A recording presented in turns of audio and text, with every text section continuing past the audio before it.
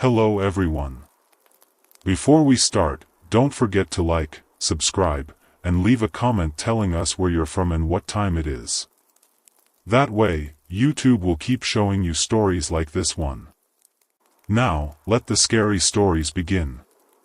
This is the story of a ghost that haunted a Welsh castle for many years back in the deep, dark depths of history. It's one of those ghostly tales where a spirit from the past needed the help of the living to move on to the afterlife. There are many different versions of the story, and in the local area, it's widely believed to be completely true. So I'll tell you about it, and you can decide for yourselves. The castle was dark and gloomy, and if ever there was a house that looked like it should be haunted, this was it. Built of red sandstone, it was a great frowning fortress with towers, dungeons, and lots of dark corners that any self-respecting ghost would be happy to live in. Our story was recorded by a Methodist preacher who had heard it firsthand from a very unlikely member of his church. She was an elderly woman who had never married, terribly poor but extremely religious and God-fearing. Definitely not the type of person to see ghosts hiding in closets or make up wild stories. There had been trouble at the castle for as long as anyone could remember. Each lord to inherit the property had, for generations, suffered terrible money problems. And of the few servants that were hired there, many had run away after just a few days, promising never to cross the doorway again. The number was surprisingly high. This particular Christmas, the then young lord had packed up his family and headed to London to enjoy the holiday season, leaving behind a small group of workers, the steward, his wife, and a handful of servants, to take care of the castle. To help out with some of the sewing, the steward's wife had hired the services of the poor old woman for a short time. The steward and his wife had often suspected that the ghost could simply be the pranks of the other servants, so they decided to try an experiment. Knowing how deeply religious the old lady was, they were sure that if she saw the ghost, then they could accept the story as the truth. There was one room in the castle that was never used because it seemed to be haunted.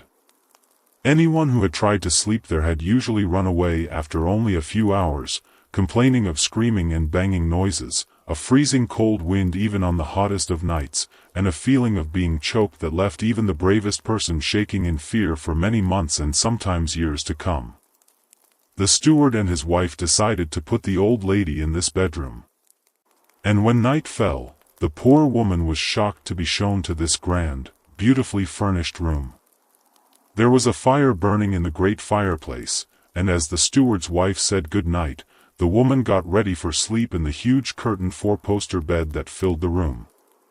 After saying her prayers, she climbed into bed. By the light of a flickering candle, she started to read a few verses from her Bible when she heard the door open. At first, she was not worried, and as she pulled open the heavy brocade curtains, she expected to see the steward's wife returned for some reason. Nothing could have prepared her for the dark, scary-looking man that stood at the foot of the bed. He was dressed in fine clothing with lace at his throat and wrists, and he stood with his arms folded across his strong body with a pose that seemed to be asking a question. The old woman was instantly frozen with fear on the spot, still holding her Bible, her lips muttering prayers to God to save her. The ghost appeared to become angrier than ever, and turning on his well-heeled shoe, he left the room. The good woman took a deep breath, and realizing that the man was obviously a ghost, fell to her knees by the bedside to pray for strength. She decided to speak to the man if he returned because although she was terrified, she knew in her heart that he had something to say. It was only a few moments before he reappeared. "Sir," she cried, "pray who are you and what do you want?" The ghost pointed. "Take up your candle and follow me. I'll tell you what to do." Still terrified, the woman did as she was told, and the ghost led her out of the room and down a long wooden hallway until they reached a small door, which the ghost opened. "Go inside," said the ghost. But seeing the fear on the poor woman's face, he added in a softer tone, "I'll not hurt you. I need your help. Watch me carefully." With this, he started to pull up the floorboards, showing a large box with a rusty iron handle. He said, "Do you see the box?" And the old woman replied that she did. He then called her over to a crack in the wall where a small key lay covered in dust and cobwebs. "This box and the key must be sent to his lordship in London. It is extremely urgent. Do not allow anyone else to look inside. It is for his eyes only." His warning was stern, and the old woman nodded, agreeing to do what he asked. "Do this," he whispered, "and I will trouble this house no more." Within a heartbeat, he was gone. And having heard footsteps, the steward and his wife appeared in the hallway, surprised to see the old lady in her nightclothes holding a torn-up floorboard, looking down into a dark hole.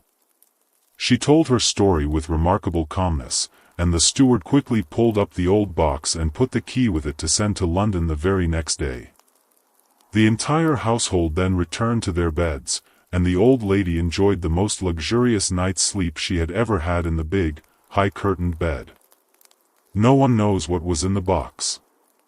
It could have been money, jewels, or family papers, because it turned out to be the best Christmas gift that the young lord had ever received.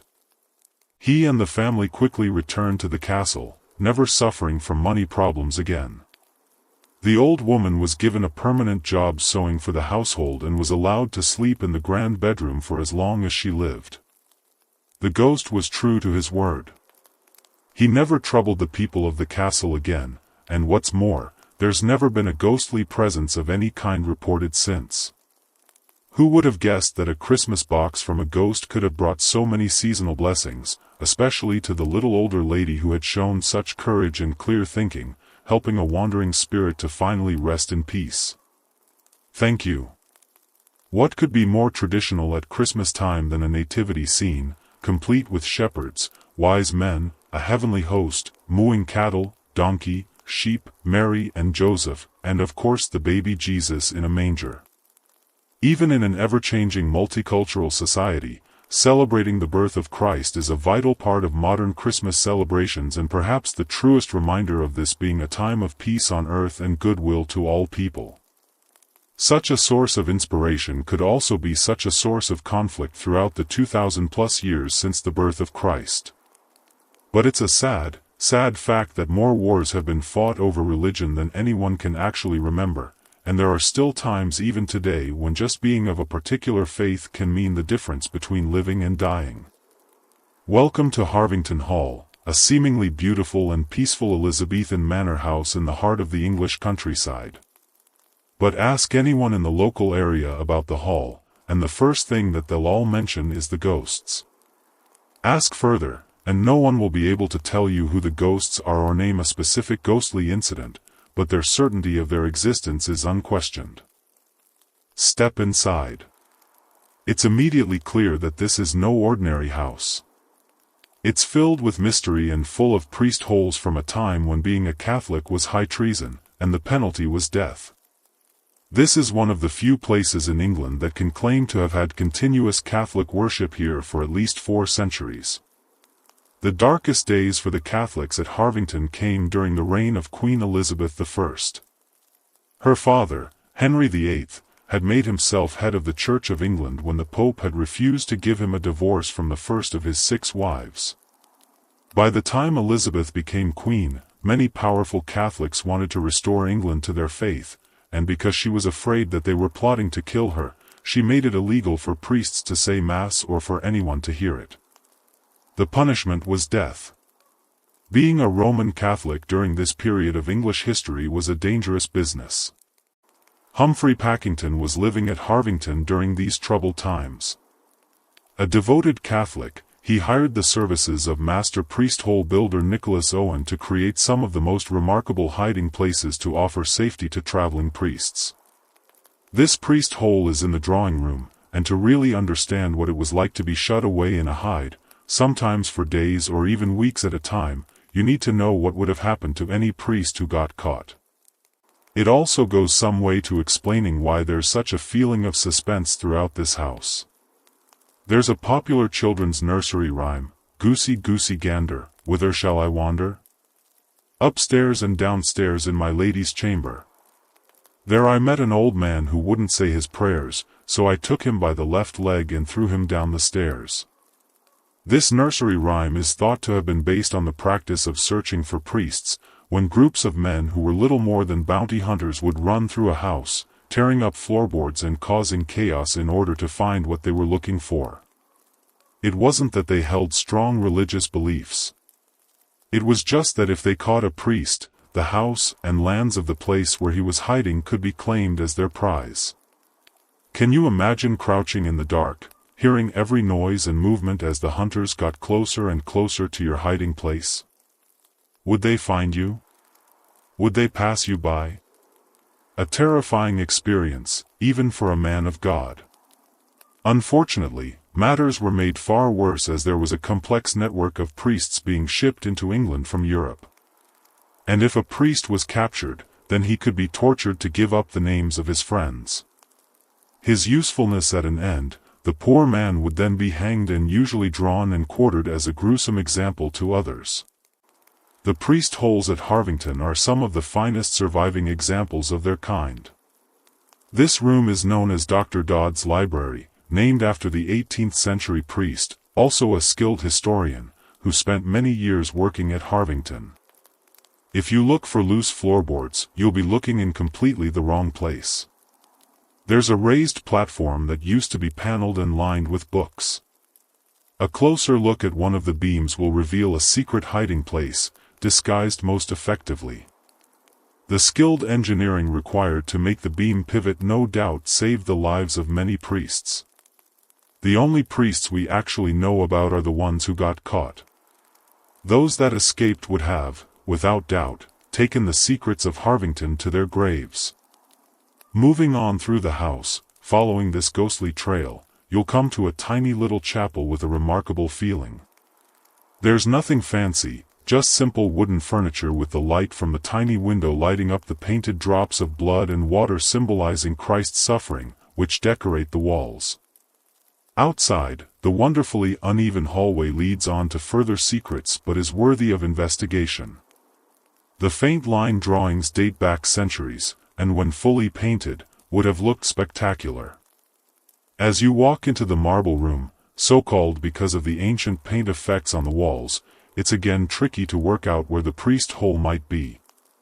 Everything, as elsewhere, looks perfectly solid. Here's a clue: this fireplace has no chimney. Look upward, and you'll see a hidden ledge. This is a marvelous fake. If the priest still felt unsafe, he could climb into the roof space where there are a number of attic hiding places for greater protection. It would be difficult to move through any space in this house without feeling that someone is there with you, never more true than when you walk up and down the staircase. And it's not only because of creaking floorboards. This entire section of staircase lifts to reveal a very roomy priest hole. There's a further secret door which leads to an inner hiding place. It would certainly have held more than one priest, which was sometimes the case. Nicholas Owen, the man who had cleverly designed these hiding places, was actually captured with a priest at Hindlip House, very close to Harvington, which no longer stands. After 4 days in hiding with only an apple between them, they were found, and Nicholas Owen was caught in a priest hole of his own making. He didn't survive for long, dying while being tortured. His friend fared little better, surviving until his execution. Walking out of the house after our ghostly tour of Harvington Hall, the beautiful gardens feel remarkably peaceful. But beware, there's a very different type of ghost that occasionally appears here. In 1710, a local witch, Mistress Hicks, was hanged at a crossroads close to Harvington. It's said that she cast a spell that made women and children vomit pins. Perhaps she's still protesting her innocence, or alternatively, if she has a troubled conscience, she might be searching for forgiveness from the ghostly priests who undoubtedly live within the walls of this truly exceptional, carefully preserved building.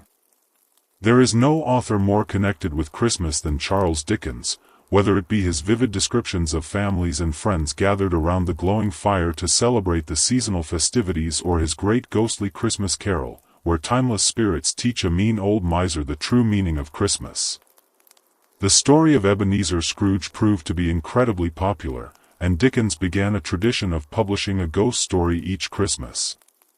The tales tend not to be as well known as his major works, but The Haunted Man and Number 1 Branch Line, The Signalman are well worth looking for. And of course, where Dickens led, others followed, with many of his peers also writing Christmas ghost stories, which the Victorians were very fond of. Not surprising then that stories of the ghost of Charles Dickens have grown over the years, but in quite unexpected places. Rather than walking the grand streets of London or among the quiet worshippers at Westminster Abbey, where he's actually buried, his spirit seems to prefer the ancient Medway town of Rochester and the surrounding area, where Dickens lived for much of his life. In his later years, Dickens was rich and successful, arguably the most successful English writer of all time. But he never forgot what it had been like to be poor, especially as a child, and some of his greatest works, including David Copperfield and Great Expectations, contain a bleak picture of his early life. The fact that he wrote about his personal experiences makes it possible to track down many of the actual locations that inspired him. And for anyone on the trail of Charles Dickens's ghost, a closer look at the events that marked the great author's childhood will prove to be very revealing. When Charles Dickens was 5 years old, his father found work in the Navy Pay Office at the Royal Dockyard at Chatham. The family moved into what was then No. 2 Ordnance Terrace, where they spent 5 relatively happy years. Next door, Charles had a great friend who is thought to have been the model for James Steerforth in David Copperfield. Many of his larger-than-life characters can be traced back to this time. The Dickens family lived constantly on the edge of financial ruin and were forced to move to the cheaper 18 St. Mary's Place, Chatham, in 1821. Although they struggled on for a few more years with Charles at least getting a little schooling, disaster struck in 1824. Charles's father was arrested for debt and sent to the Marshalsea, a terrible debtor's prison, with Mrs. Dickens and the children going with him. Charles was sent to work at a blacking factory, and the shame and sadness that he felt, even at such a young age, was a memory that never left him. The story is well told in David Copperfield, with his wonderful character Mr. Micawber based lovingly on Dickens's own father, who was always in money trouble, giving these very wise words of advice. Annual income £20, annual spending £19 19 and 6, result, happiness. Annual income £20, annual spending £20 ought and 6, result, misery. What happened next was truly the stuff of storybooks. A timely inheritance came to the rescue of the Dickens family. His father was able to leave prison, and Charles was able to return to his studies at a school in Hampstead. For young Charles Dickens, fortune had indeed smiled, and the streets of London quickly proved to be paved with gold. At the age of 15, he became a junior clerk in a law office, spending a brief time there before turning to journalism. Although legal matters were to provide popular themes for many of his novels, he soon moved forward, and as a successful writer, married Catherine Hogarth in 1836, returning to the Rochester area for his honeymoon. It was the year that the Pickwick Papers first appeared, and his fortunes rapidly improved yet again. Oliver Twist and Nicholas Nickleby quickly followed, with A Christmas Carol published in 1843.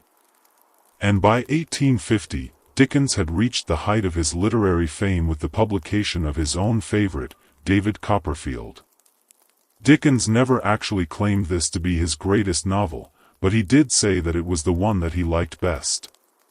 As a child, Charles Dickens had been fascinated by a house that he loved to walk past, high up on Higham Hill. It was close to Rochester, and he and his father would stop outside Gad's Hill Place and dream of what life would be like in such a grand house with plenty of money and servants to do your every bidding. It was a dream that came true for Charles Dickens, as he was able to fulfill this goal, buying Gad's Hill in 1857. A friend gave him a Swiss chalet, which he put up in the grounds, and it was where Dickens liked to work. Unfortunately, there was a busy road between Gad's Hill Place and the peaceful chalet, so Dickens built a tunnel so he could reach his destination with no disturbance. The tunnel can still be seen to this day. The chalet has been preserved in the gardens of the Dickens Centre in Rochester. Gad's Hill Place was the only house that Charles Dickens ever owned, and he remained there until his death in 1870. The house is today a school, and although there is a strong Dickensian feeling, the reported sightings of the great man's ghost actually center around the town of Rochester. Rochester has a castle that is one of the best preserved Norman fortresses in England. Also, the beautiful cathedral is mainly Norman, marking the rich historical importance of this remarkable town. There's a graveyard in Rochester Cathedral grounds, the ancient burial ground of St. Nicholas, and it was here that Dickens had expressed the desire to be buried. But by the time of his death, he was famous all over the world, and Westminster Abbey was considered to be a far more fitting location for his body.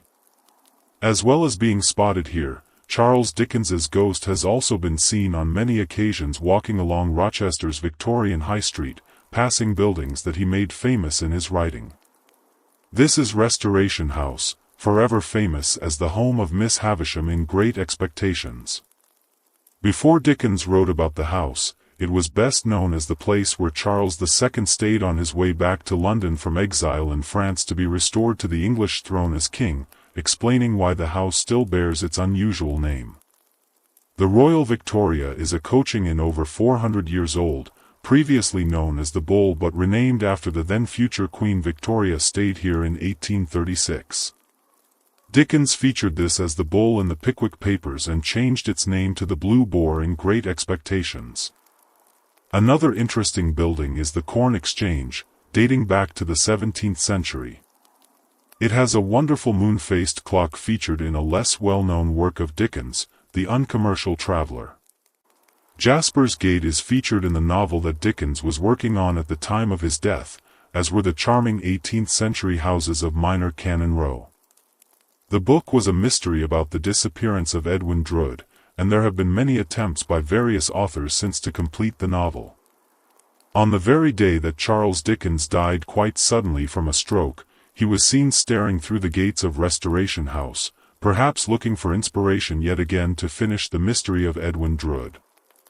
Who can guess what Dickens had in store for Edwin Drood?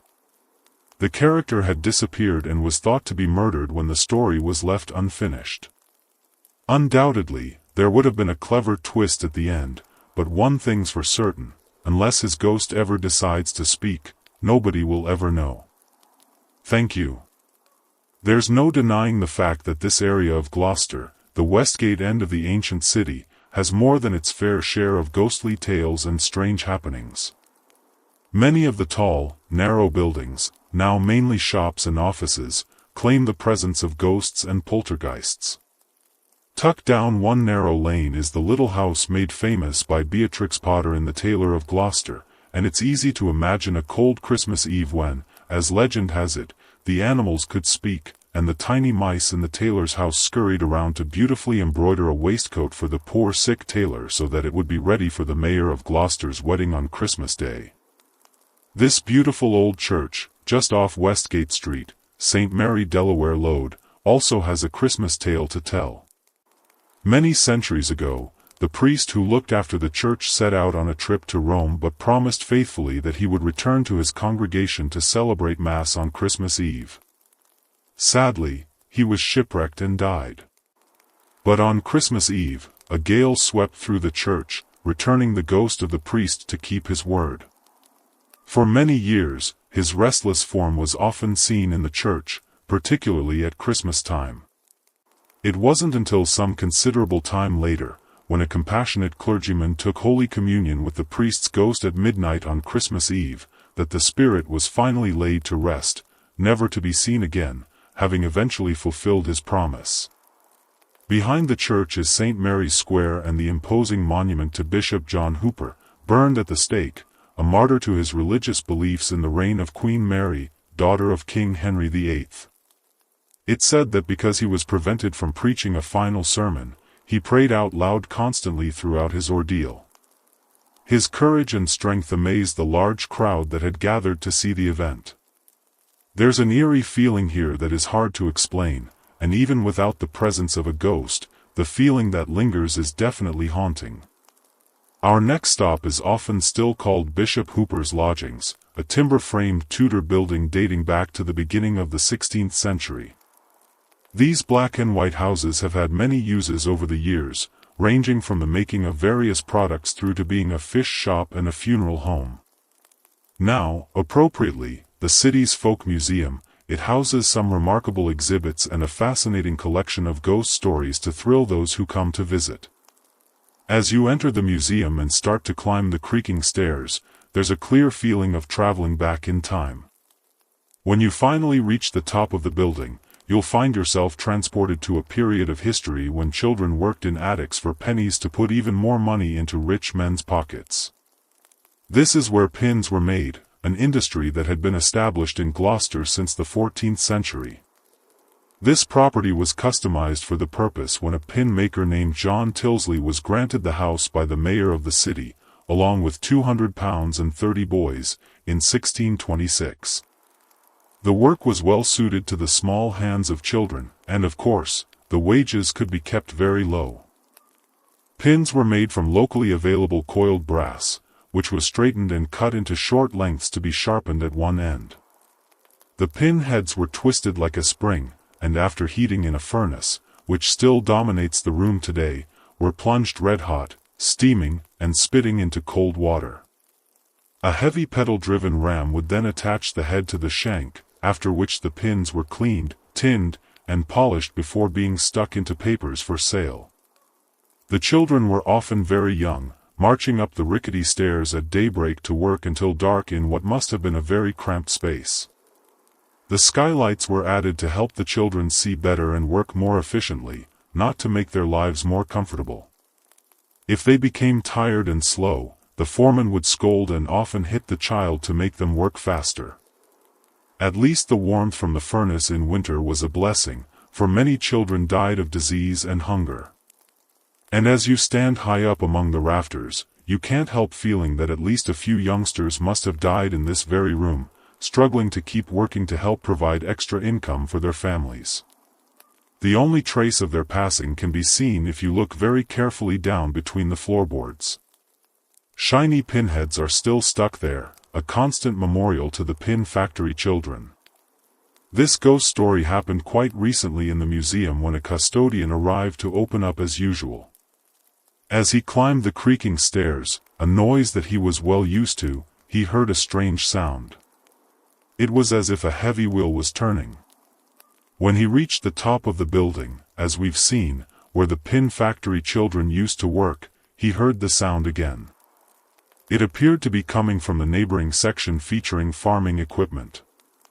As he moved into the room, his attention was immediately drawn to a huge wheel, normally locked solid, turning on its own. It turned, firstly, to the left 3 times, and then equally deliberately to the right 3 times. He couldn't believe his eyes. He desperately tried to come up with a logical explanation, but nothing came to mind. What he was seeing was impossible. The wheel was far too heavy to move by itself. What's more, it was as if someone was playing a game with it rather than it having been bumped and moving with the momentum. There was no question of anyone else being there. It was early, and he knew he was completely alone. Shaking with fear, he ran down the stairs, taking some time to recover from the experience. Perhaps the workers of the past were playing tricks on the workers of the present, because this is not the only incident of this kind. All of the things that happen are more mischievous than mean, which is probably what you'd expect from the ghosts of the pin factory children who were never given the chance to play when they worked such long hours here so many years ago. The children are not the only ghosts to live in the building, though. Another custodian had quite a different encounter while working at the reception desk on a horrible wet winter afternoon.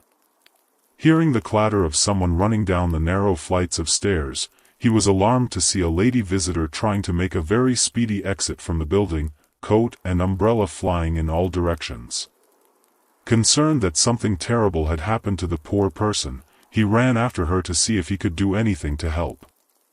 As she gasped to get her breath back, she told him that she'd seen a ghost, a man dressed as a woman. Despite his pleas for more details, the lady ran off into the dusky evening, and the young man was left wondering if the ghost might have been a monk. This part of Gloucester is, after all, dominated by the magnificent cathedral, where so much history has taken place throughout the ages, which may go some way to accounting for the incredible atmosphere the Westgate end of the city is now famous for, even if such mysterious happenings as we've heard about today can never be truly explained. For the majority of people, when you mention ghosts, their first thought is of a haunted house. But not all ghosts are of the indoor variety, as country folklore proves, packed with tales of haunted heaths, woodland witches, and ghostly travelers along winding roads. There are also many stories of strange happenings connected with crossroads, particularly bleak and now deserted spots where stagecoaches once thundered through under sweating horsepower. Some interesting suggestions have been made as to why crossroads tend to be connected with ghostly apparitions, usually dating back to more ancient times. It was the practice of many rural communities to bury murderers, witches, and people who had killed themselves at crossroads, driving a wooden stake through the body to prevent any spirits from wandering. However, the more likely explanation, and certainly the reason behind the ghostly tales we're about to look at, is the fact that crossroads were often places of execution. Famous highwaymen and other criminals were hanged from crossroads gallows and gibbets to discourage others from such criminal activities. And to this day, it is only the brave that ever stop at these crossroads after nightfall. It's been many years since anyone was executed at this crossroads, a no-man's land where cattle tracks met stagecoach routes centuries ago. Now a quiet country road, there still remains a sinister atmosphere, completely justified if the local ghost stories are to be believed. Hidden away down in these woods, there used to stand a stone cottage where a hangman once lived with his son. The hangman's tragic ghost has often been reported wandering through the woods and up to the crossroads, a route that he would have taken almost nightly to carry out his gruesome trade. This story has been handed down through generations of country folk and has no doubt been used on occasion as a stern warning to any wayward youngster. It was a wet, windy winter's night, just a few days before Christmas. The clouds were thick and black, covering the watery moon, blanketing the woods in darkness. A knock came at the hangman's door as two lawmen delivered a squirming, shivering youth to be hanged. Swiftly, the hangman set about his task, leading the short walk to the gallows. Familiar with his work, the hangman regularly used no lantern, giving anonymity to his condemned victims. It was only when his work was complete that he looked up at the lifeless body hanging from the noose as a ray of moonlight lit up the scene through a gap in a passing cloud. The hangman said nothing as he instantly recognized the dead, twisted gaze of his own son, until then hidden by the blackness of the night. Without a word to his companions, he returned to his cottage, drove a huge hook into a wall, and hanged himself. From that day forward, no one would ever live in the cottage again, and it gradually fell into ruin, leaving the sad spirit of the hangman to walk through the woods and over the crossroads for all eternity.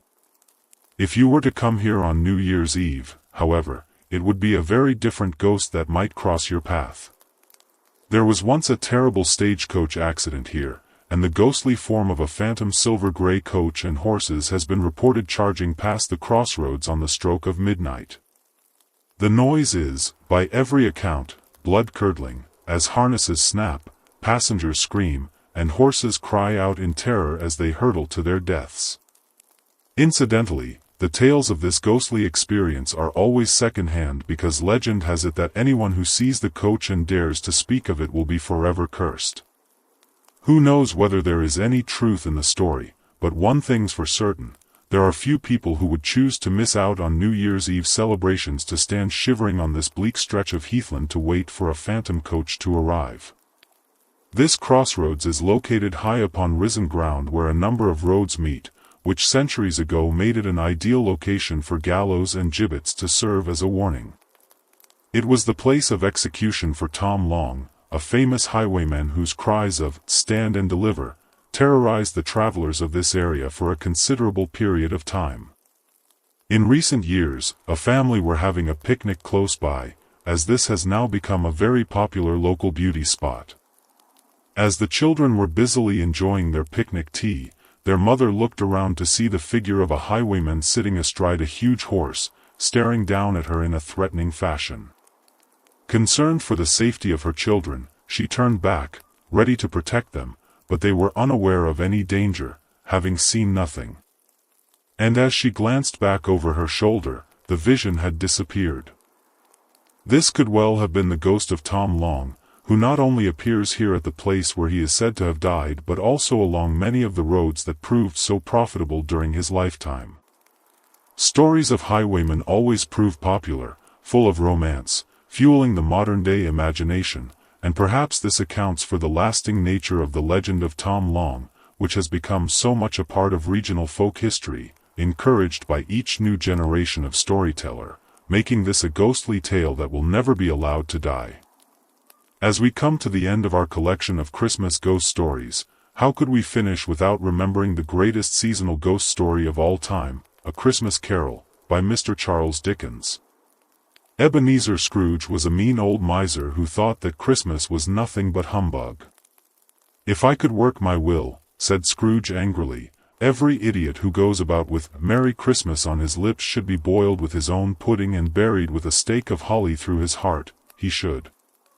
Not a good start to the Christmas celebrations, particularly for Scrooge's poor clerk, Bob Cratchit, who has a wife and family he would like to be with on Christmas Day. He also has a crippled son, Tiny Tim, who is very ill and might not live to see another Christmas. When Scrooge is alone in his bed, he's visited by the ghost of his dead business partner, Jacob Marley, who is wrapped in chains, weighed down with his burdens. The chain he drew was clasped about his middle.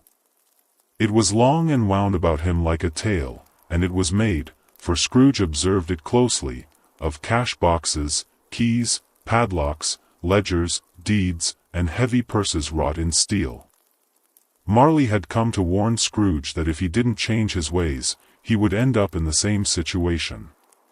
Three spirits then visit Scrooge, the ghosts of Christmas past, present, and future, who show him what he must do to save himself and others around him. The first spirit appeared like a child dressed in white, carrying fresh green holly. "Who and what are you?" Scrooge demanded.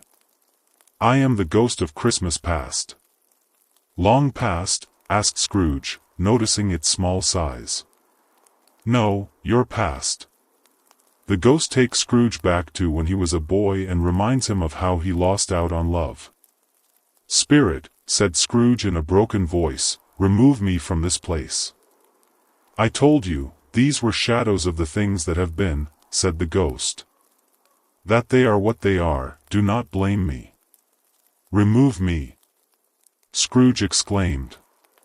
"I cannot bear it." The second ghost is the spirit of Christmas present, who takes Scrooge to see Christmas at Bob Cratchit's house, where Tiny Tim is getting worse. He sat very close to his father's side upon his little stool. Bob held his withered little hand in his, as if he loved the child and wished to keep him by his side and dreaded that he might be taken from him. "Spirit," said Scrooge with an interest he had never felt before, "tell me if Tiny Tim will live." "I see a vacant seat," replied the ghost, "in the poor chimney corner, and a crutch without an owner, carefully preserved.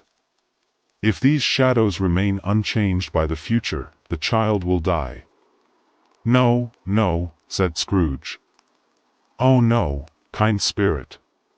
Say he'll be spared." A definite change of heart for Mr. Ebenezer Scrooge, and by the time the ghost of Christmas yet to come arrived to take Scrooge to see his own grave, the old miser is determined to change his ways. He immediately sets out to make amends to all, and especially to his faithful servant, Bob Cratchit, hoping against hope that he will be in time to save Tiny Tim. "A Merry Christmas, Bob," said Scrooge with an earnestness that could not be mistaken as he clapped him on the back. "And many a Christmas, Bob, my good fellow, than I have given you for many a year. I'll raise your salary and try to assist your struggling family." Scrooge was better than his word. He did it all and infinitely more. And to Tiny Tim, who did not die, he was a second father. He became as good a friend, as good a master, and as good a man as the good old city knew, or any other good old city, town, or borough in the good old world. He had no further interaction with spirits but lived upon the total abstinence principle ever afterwards. And it was always said of him that he knew how to keep Christmas well. If any man alive possessed the knowledge, may that be truly said of us and all of us. So, as Tiny Tim observed, God bless us, everyone.